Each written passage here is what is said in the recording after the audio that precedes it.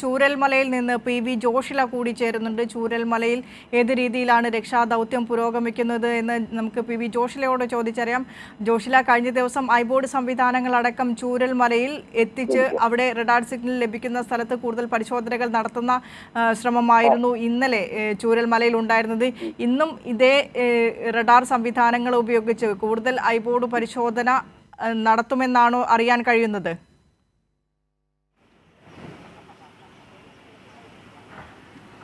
ബിനിഷ, ഇന്നലെ ഐബോർഡ് റഡാർ പരിശോധന നടന്നിരുന്നു. അതിന്റെ ഭാഗമായിട്ടാണ് ബെയിലി പാലത്തിന് താഴെ ഇത്തരത്തിൽ ഒരു സിഗ്നൽ കണ്ടെത്തിയതായി പറയുന്നത്.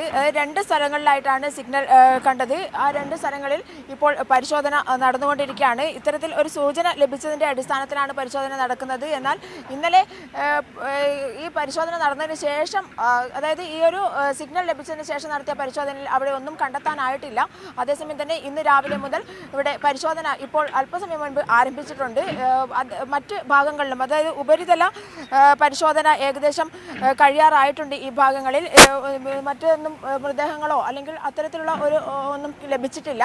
അതേസമയം തന്നെ ഈ ഉപരിതല പരിശോധന ബാക്കി ഭാഗങ്ങൾ കൂടി ഇപ്പോൾ ഇവിടെ നടന്നുകൊണ്ടിരിക്കുന്നുണ്ട്. ഒരു വശത്ത്, മറ്റൊരു വശത്ത് ആ ബെയിലി പാലത്തിൻ്റെ തൊട്ട് താഴെ ഉള്ള പ്രദേശങ്ങളിലും ഇപ്പോൾ പരിശോധന തുടർന്നുകൊണ്ടിരിക്കുകയാണ്. ദൃശ്യങ്ങളാണ് നാം കണ്ടുകൊണ്ടിരിക്കുന്നത്.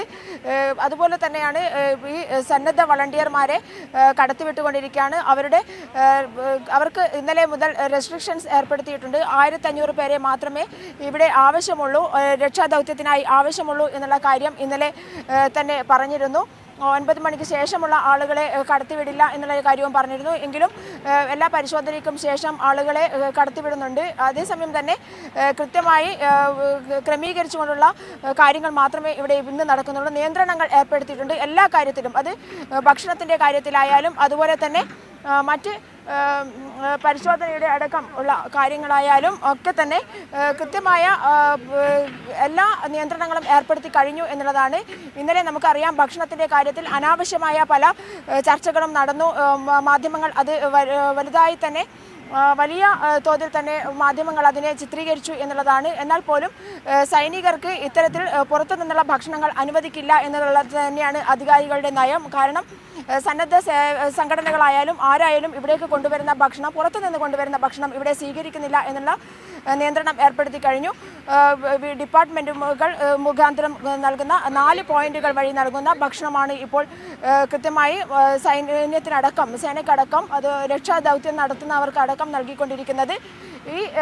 ഇവിടെ നിന്നും, ഈ പോയിന്റിൽ നിന്നും മറ്റ് 4 പോയിന്റുകളിൽ ഇത്തരത്തിൽ ഭക്ഷണം ക്രമീകരിച്ച് നൽകുന്നുണ്ട് എന്നുള്ളതാണ്. അതുപോലെ തന്നെയാണ് ഈ പരിശോധനയുടെ കാര്യത്തിലും വളണ്ടിയർമാരുടെ പേരിൽ പല ആളുകളും കടന്നു വരികയും ഇത് ഇവിടെയുള്ള രക്ഷാദൗത്യത്തിനടക്കം വലിയ ബുദ്ധിമുട്ടുണ്ടാക്കുകയും ചെയ്യുന്നു.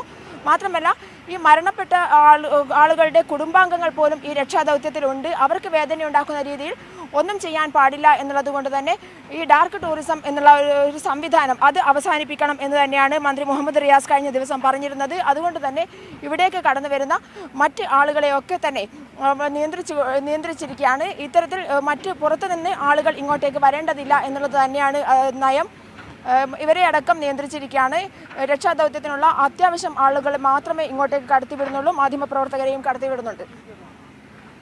ഇത്തരം കാര്യങ്ങളിലൊക്കെ കൃത്യമായ ഒരു മാർഗനിർദ്ദേശം അല്പസമയത്തിനകം തന്നെ ഉണ്ടാകുമെന്ന് തന്നെ പ്രതീക്ഷിക്കാം. കാരണം മുഖ്യമന്ത്രി ഇന്നൊരു മന്ത്രിസഭാ ഉപസമിതി യോഗം അടിയന്തരമായി വിളിച്ചു ചേർത്തിട്ടുണ്ട്. 11 മണിക്ക് ഓൺലൈനായി ഈ മന്ത്രിസഭാ ഉപസമിതി യോഗം നടക്കും. ഈ ഉപസമിതി യോഗത്തിന് ശേഷം കൃത്യമായ മാർഗനിർദ്ദേശങ്ങൾ ഈ രക്ഷാപ്രവർത്തനത്തിൻ്റെ കാര്യത്തിലായാലും ദൗത്യ മേഖലയിലേക്ക് എത്തേണ്ട ആളുകളുടെ കാര്യത്തിലായാലും ഒപ്പം ഈ ഭക്ഷണവുമായി ബന്ധപ്പെട്ട് ഉയർന്നു വന്ന പരാതികളിലായാലും കൃത്യമായ മാർഗനിർദ്ദേശങ്ങൾ ഈ മന്ത്രിസഭാ ഉപസമിതി യോഗത്തിന് ശേഷം തന്നെ ഉണ്ടാകുമെന്ന് തന്നെ പ്രതീക്ഷിക്കാം. ഇപ്പോൾ അറിയേണ്ടത് ചൂരൽമല കേന്ദ്രീകരിച്ച് നടത്തുന്ന തിരച്ചിലിനെ കുറിച്ചാണ്. കഴിഞ്ഞ ദിവസം ഐബോർഡ് റഡാർ സിഗ്നലിൽ നിന്ന് ലഭിച്ച 2 മേഖലകൾ കേന്ദ്രീകരിച്ചായിരിക്കണം പ്രധാനമായും ഇന്ന് ചൂരൽമലയിൽ രക്ഷാദൗത്യം പുരോഗമിക്കുക.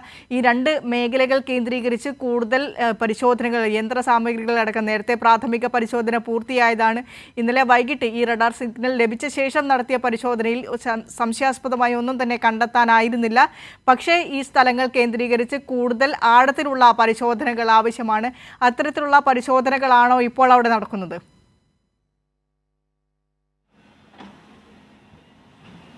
ബിനിഷ, ഇപ്പോൾ നമ്മൾ കണ്ടുകൊണ്ടിരിക്കുന്നത് ഈ ഉപരിതല പരിശോധന യുടെ ബാക്കി ഭാഗങ്ങൾ കൂടി പരിശോധിച്ചുകൊണ്ടിരിക്കുന്നതാണ്. ആ ദൃശ്യങ്ങളാണ് നമ്മൾ കണ്ടുകൊണ്ടിരിക്കുന്നത്. ഈ ഭാഗത്ത് ഇനി ബാക്കിയുള്ള ഒരു ഭാഗത്ത് കൂടി ഈ ഒരു പരിശോധന നടത്തേണ്ടതുണ്ട്.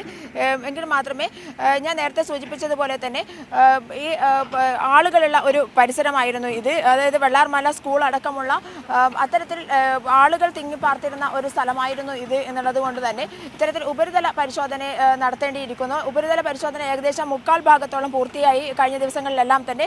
ഇനി ഒരു ചെറിയ ഭാഗം മാത്രമേ പൂർത്തിയാക്കാനുള്ളൂ. ആ ഭാഗത്ത് ഉപരിതല പരിശോധന നടന്നുകൊണ്ടിരിക്കുകയാണ്.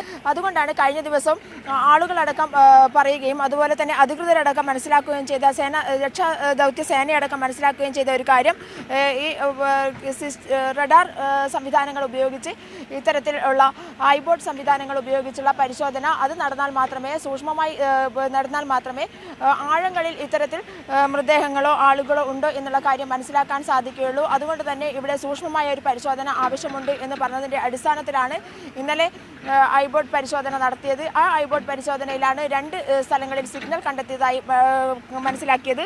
ആ സ്ഥലങ്ങളിൽ ഇന്ന് പരിശോധന തുടരുകയാണ്. 2 സ്ഥലങ്ങളിലുമായി ബെയിലി പാലത്തിൻ്റെ താഴെയാണ് ആ 2 സ്ഥലങ്ങളും ആ 2 സിഗ്നലുകളും ഉണ്ടായിരുന്നത്. ആ സ്ഥലത്താണ് ഇപ്പോൾ പരിശോധന നടന്നുകൊണ്ടിരിക്കുന്നത്. അതുപോലെ തന്നെ ഞാൻ നേരത്തെ സൂചിപ്പിച്ചതുപോലെ തന്നെ ഈ ആളുകൾ ഈ ദുരന്ത ഭൂമിയിൽ പല രീതിയിലുള്ള മോഷണ ശ്രമങ്ങളും നടക്കുന്നു എന്നുള്ള ഒരു പ്രശ്നം നിലനിന്നിരുന്നു.